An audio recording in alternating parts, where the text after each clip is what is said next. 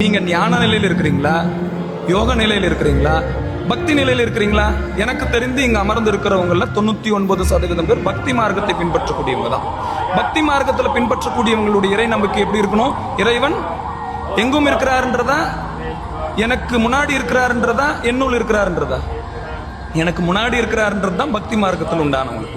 சில பேர் அந்த புரிதல் இல்லாமல் என்ன பண்றாங்க, சிவாலயத்தில் வந்து ஓடி ஓடி ஓடி ஓடி உட்கலந்த சோதியை நாடி நாடி நாடி நாடி நாட்களும் கழிந்து இந்த பாடல் இப்போ ட்ரெண்டிங் ஆயிட்டதுனால அதுக்கு பொருளே தெரியாம ஆலய வழிபாடு செய்யற இடத்துல சித்தர்கள் பாடல்களை பாடுறாங்க. சித்தர்களுடைய பாடல்கள் இந்த புற வழிபாட்டுக்கு எதிரானது, உருவ வழிபாட்டுக்கு எதிரானது.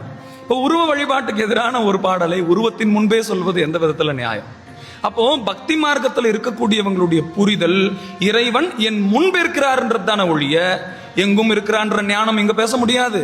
இங்க நம்ம வழிபாட்டுல வந்து உட்காந்துக்கிட்டு எல்லா இடத்துலயும் இருக்கிற சாமிக்கு எதுக்குப்பா பால் ஊத்தினுங்கிறீங்க, எல்லா இடத்துலயும் இருக்கிற தெய்வத்துக்கு எதுக்கு இதெல்லாம் வெற்று சடங்குகள், இப்படி சொல்ல முடியாது. ஏன்னா இப்ப நாம பக்தி மார்க்கத்தில் இருக்கிறோம். பக்தி மார்க்கத்தினுடைய அடிப்படையே இறைவன் என் முன்பு இருக்கிறார். அவரை என்னுள் உணரத்துக்கு முயற்சி பண்ணணும். என்னுள் உணர்ந்த பின்னாடி எங்கும் இருக்கிற நிலையை அடையணும். பக்தி, யோகம், ஞானம் அது முடிவானது. பக்தி, யோகம், ஞானம். ஞானம் முடிவானது.